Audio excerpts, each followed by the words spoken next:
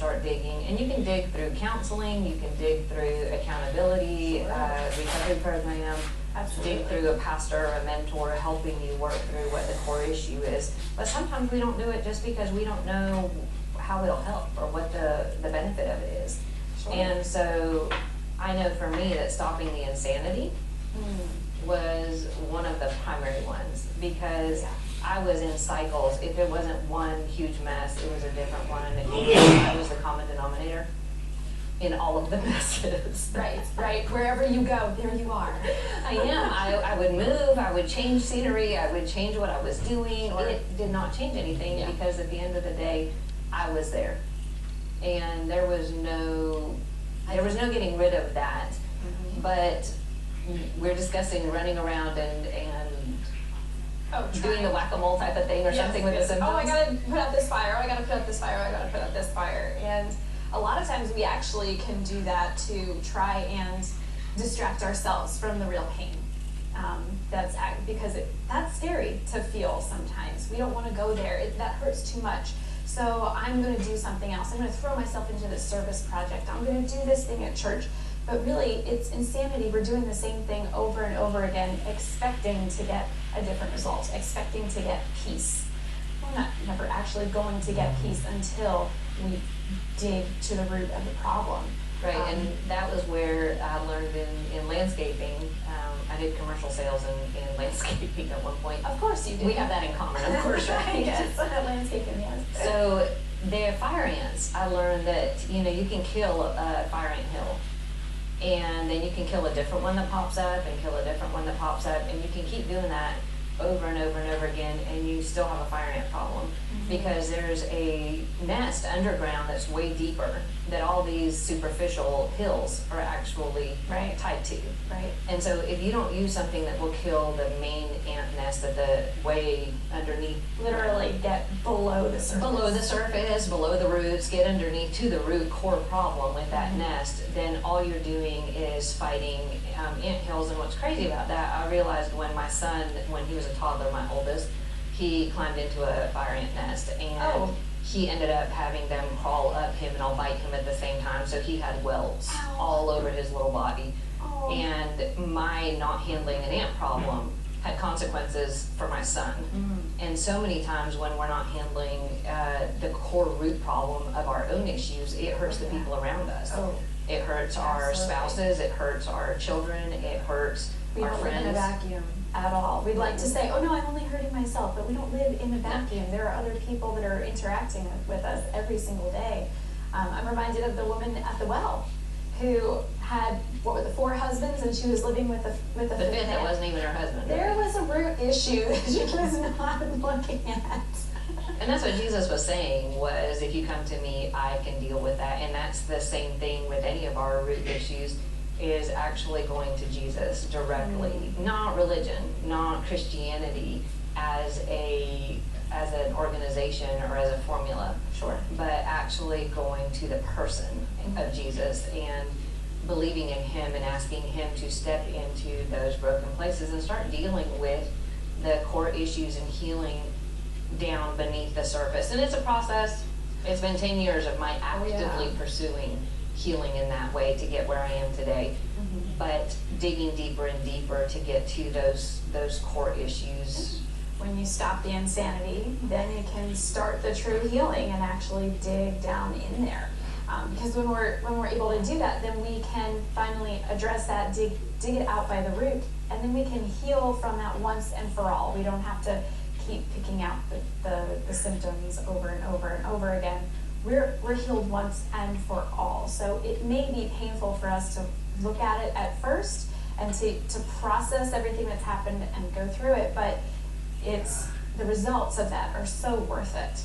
Because then you actually start reaching true healing. Absolutely. And true healing helps you with all those symptoms. Well, they disappear. There's no, if there's no root, then there's no plant, right? If there's no, to get rid of the symptoms, we need to get rid of the root. That totally works. And sometimes we have to retrain our minds, retrain our actions, retrain our lives, because many times we've been conditioned to those symptoms, to those broken areas in our life, and they're habits, they're patterns. And so as we get healing for the root causes, we then have to change our mindset and change our patterns so that we can actually have that true healing expand throughout all the areas. I finally learned how to have healthy boundaries. Amazing.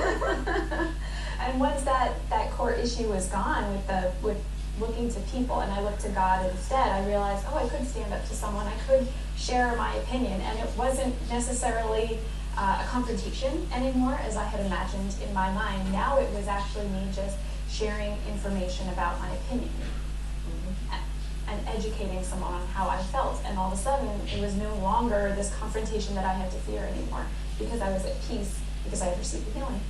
Right, and sometimes we think that because it hurts to go through that process, digging for the core problem really hurts. At least it really has in my life. Yeah. And I've had counselors and therapists and pastors help me with that. But in Psalm 147:3, it says, He heals the brokenhearted and binds up their wounds. And I think sometimes we think just because it hurts means that He's not healing it yet. Right. And instead, it's that it takes the hurt to find where we need that healing to come in. And every layer that we do, that He brings healing into, gives us the strength to do the next layer and the next layer and keep digging down. Depending on how bad the cycles of brokenness or abuse have been, it can be a good long process, like it has been for me. Absolutely. But it's worth it. Absolutely, it's worth it. There is a kind of productive pain rather than the pain of living in the insanity. Because we're in pain either way. Absolutely. Just get it done rather than living with it forever. It gets heavier and heavier as we go. And it compounds, I think. Absolutely. So coming closer to God helps Satan's lies be revealed, where we actually can start finding clarity and peace, not just in one area of brokenness, but where I've healed in one place that was broken from having been raped as a child or having been in an abusive relationship or whatever it is. That has then expanded out into healing and wholeness in all of my relationships, in all of my different choices. And I was able to actually start to rest, not be frantic and worried and torn about and tormented all the time, but actually start to have rest at night and during the day. Praise God. Sleep is so important. It is. It makes a really big difference. It allows us to have more clarity and peace during the day and continue to heal, even emotionally. And you said earlier, retraining our brain, all of that. So good. So if you want to learn more about this, if you want to learn how to put this in perspective, your life, and find out how you can heal and how you can dig out the roots and get to the root of the problem and have those tools, we actually have a coaching tool for you. And it's just a worksheet where you'll get some more information and we'll ask you some questions. And you can download that online at bloomtodaytv.com. And I'm so excited because you actually have a really interesting image that you want to share with us that goes along with this topic. It's a painting. I've met the artist, and his whole point is to glorify God through art, and that's Stephen Sawyer, who has the Art for God.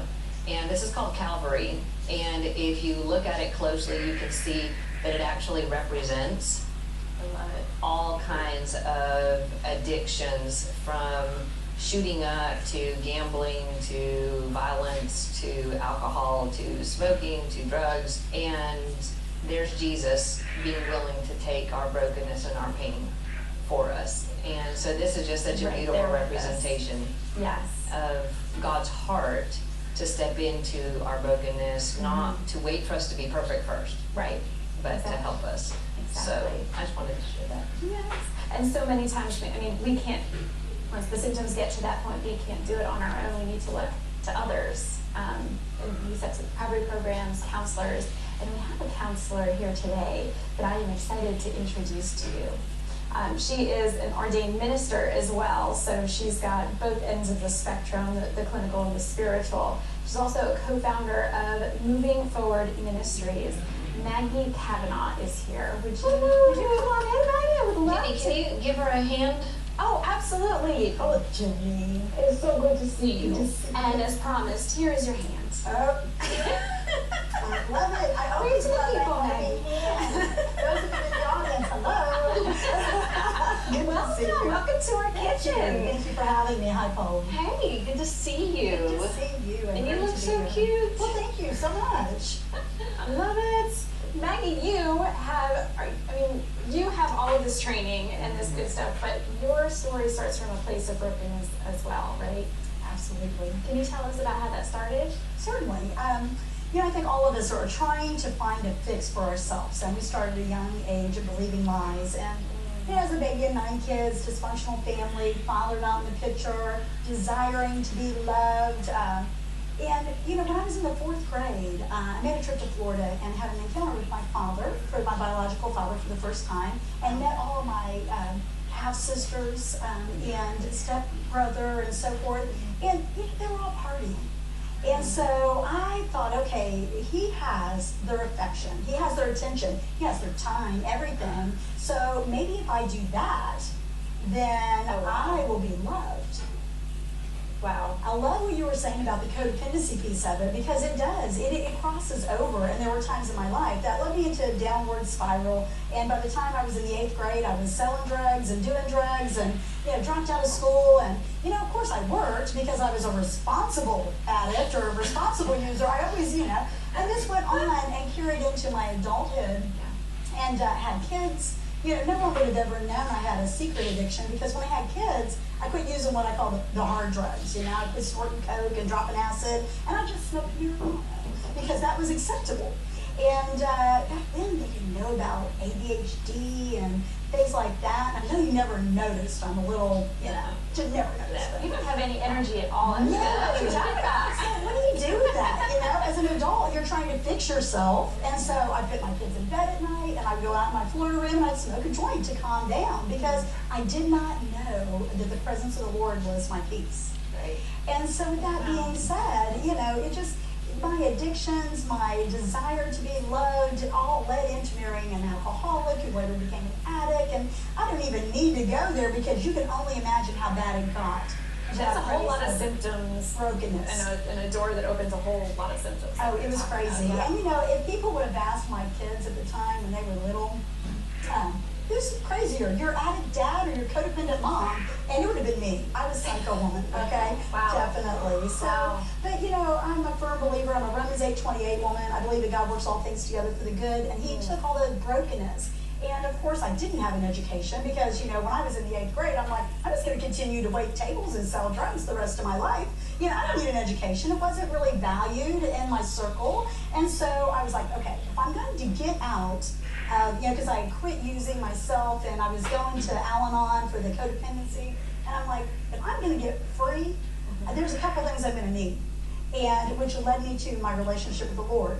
I had that form of godliness. I had the Bible laying on the coffee table, and the prayer of St. Francis of Assisi hanging in the dining room, and over to the right, the Lord's Prayer. And I had all this stuff because I grew up Catholic, not hating on Catholics, love Catholics, God loves Catholics, but I had religion. I didn't have a relationship.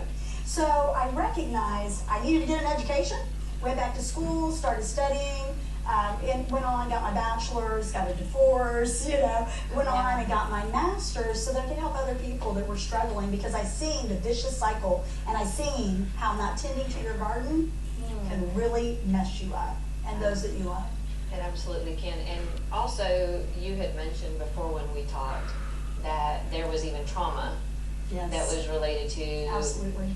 adding to the mess that you were already dealing with. What happened with that? Well, I was raped by one of my friend's brothers, and because I had such a low self-image and had such a flirtiness about me, I thought it was my fault. How old were you?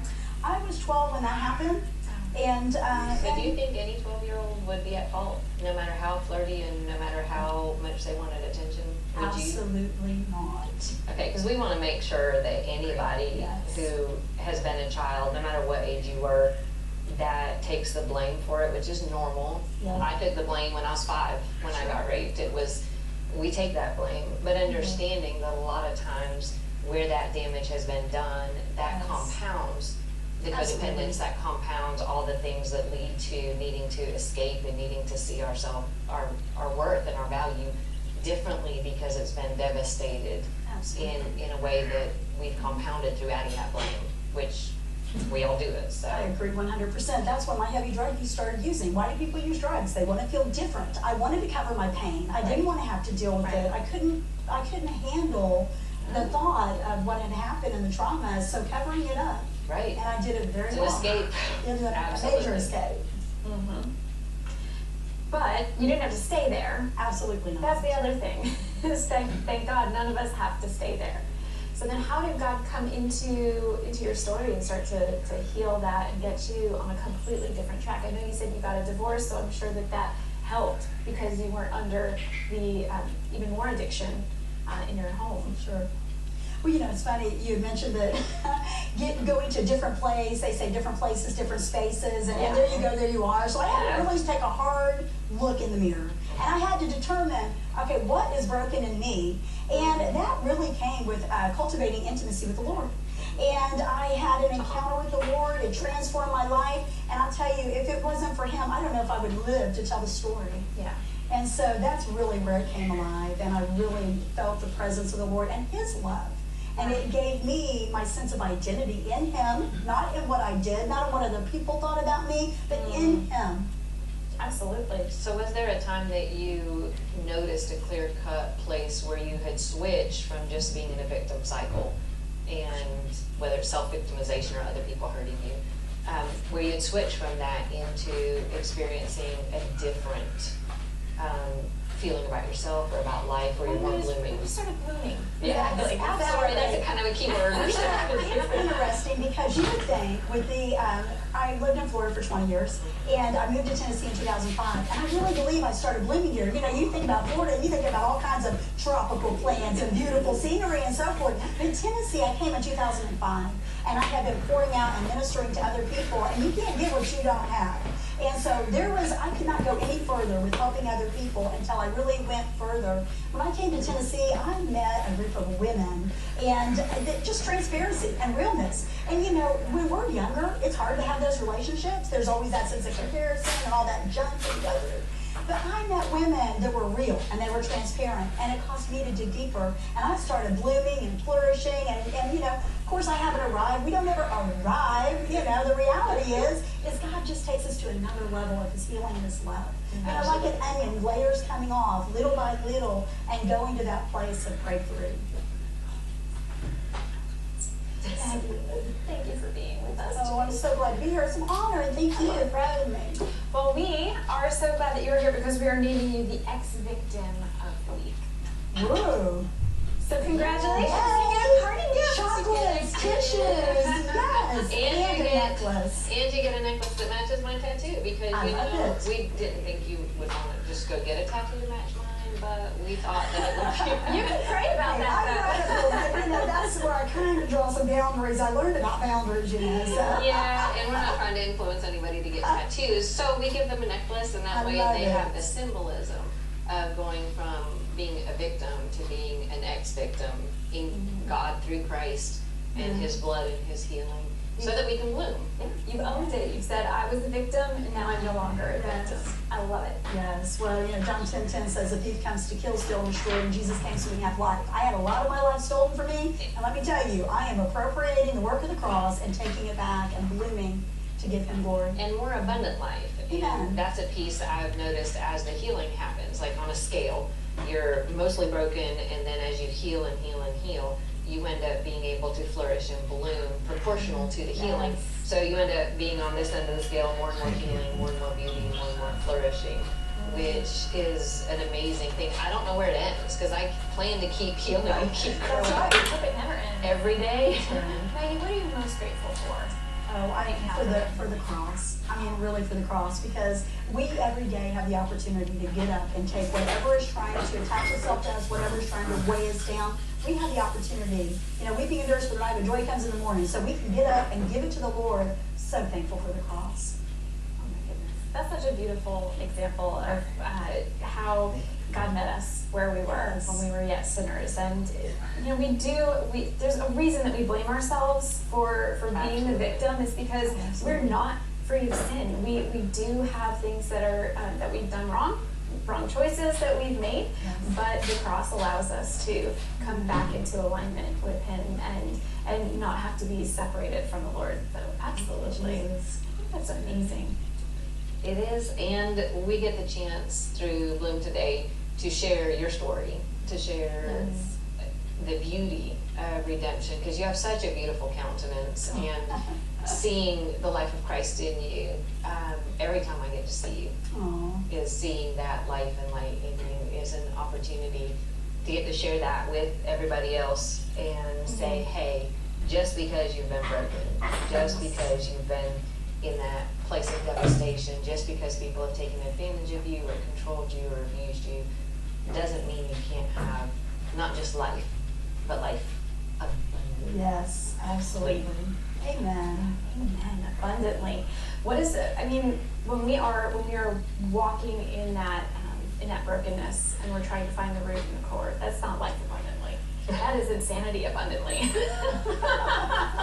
Is it not? Yes. Oh my goodness. So getting to the root, getting deeper down, as we are living testimonies to that you get through that pain, you get through to the other side.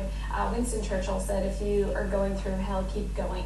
Don't stay where you are. That's right. Keep going. Keep looking to the root of the issue and find those people who can be transparent around you, who can help Yes. you grow and learn about what you're going through. There are people who have been there. We all know brokenness. Yes. We all understand it. They can help you go from where you are to where you want to be. And you're now ministering to other people Absolutely. through Moving Forward Ministries, right? Yes, So- Moving Forward Ministries has given me the outlet to be able to serve others that are going through transition and going through times and let them see the transparency. I think that people, they don't really, you hear the saying that So people we don't end care up- what they know. We just end up blooming today, right? That's exactly right. That's what we do. Blooming today. A free PDF copy of the Bloom in the Dark book and a full list of Bloom Today's coaching tools can be found on bloomtodaytv.com.